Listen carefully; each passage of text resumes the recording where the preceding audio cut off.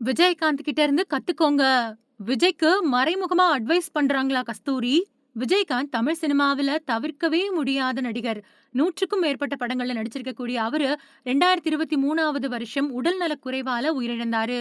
அவரோட உயிரிழப்பு ஒட்டுமொத்த தமிழ்நாட்டையும் சோகத்துல ஆழ்த்துச்சு. நடிப்பு மட்டும் இல்லாம தமிழ்நாடு எதிர்க்கட்சி தலைவராவும் அவரு பதவி வகிச்சாரு அப்படிங்கிறதும் குறிப்பிடத்தக்கது. இந்த சூழல்ல நடிகை கஸ்தூரி குடுத்த பேட்டி ஒண்ணுல பேசின விஷயம் ட்ரெண்ட் ஆயிருக்கு. விஜயகாந்த் அப்படின்னு சொன்னாலே எல்லாருக்குமே அவரோட கணீர் குரலும், கலையான உருவமும், அவர் செஞ்ச உதவிகளும் தான் உடனடியா ஞாபகத்துக்கு வரும்.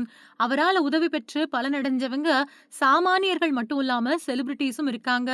விஜய், சூர்யா மாதிரியான இப்போதைய முன்னணி நட்சத்திரங்கள் வளர்ந்து வந்த காலகட்டத்துல அவங்களோட படங்கள்ல கெஸ்ட் ரோல்ல நடிச்சு அவங்களுக்கும் அந்த படங்களுக்கும் வெளிச்சத்த பெற்றுக் கொடுத்தவரு விஜயகாந்த். முக்கியமா அவர் நடிச்சதுக்கு சம்பளம் கூட வாங்கிக்கல அப்படிங்கிறதும் குறிப்பிடத்தக்கது. விஜய், சூர்யா இவங்களுக்கு மட்டும் இல்லாம அவங்களுக்கு அடுத்த தலைமுறை நடிகரான ஷியாமுக்கும் உதவி பண்ணியிருக்கிறாரு. அதாவது தயாரிப்பாளர் ஒருத்தர் அடியாட்கள வச்சு ஷியாம மிரட்டினப்போ நடிகர் சங்க தலைவரா இருந்தவர் விஜயகாந்த். விஷயம் கேப்டனோட காதுகளுக்கு போனதுக்கு அப்புறமா சம்பந்தப்பட்ட தயாரிப்பாளரை போன்ல தொடர்பு கொண்டு எச்சரிக்கை பண்ணாரு. இந்த விஷயத்த ஷியாமே ஒரு பேட்டியிலயும் சொல்லியிருந்தாரு. அதே மாதிரி தனுஷோட அக்காவுக்கு மெடிக்கல் சீட் வாங்கி கொடுத்ததும் விஜயகாந்த் தான். இப்படி ஏகப்பட்ட நல்லத செஞ்சு தனக்கான செல்வாக்க அதிகப்படுத்தி இருந்த அவரு அரசியல்லயும் அடியெடுத்து வச்சாரு. திமுக, அதிமுக இந்த 2 பெரிய கட்சிகளையும் எதிர்த்து முதல் தேர்தல்ல தனிச்சு போட்டியிட்டு கணிசமான வாக்குகள பெற்றாரு. அதனால அடுத்த தேர்தல்ல அவர கூட்டணிக்குள்ள இழுக்க கருணாநிதி, ஜெயலலிதா 2 பேருமே செஞ்ச முயற்சியில அதிமுக தான் ஜெயிச்சது. 2011வது வருஷ தேர்தல்ல அதிமுக கூட கூட்டணி வச்சு தமிழ்நாடு எதிர்க்கட்சி தலைவரா மாறினாரு. அத தொடர்ந்து ஆக்டிவ் அரசியல்ல இருந்த அவருக்கு உடல்நிலை சரியில்லாம போச்சு.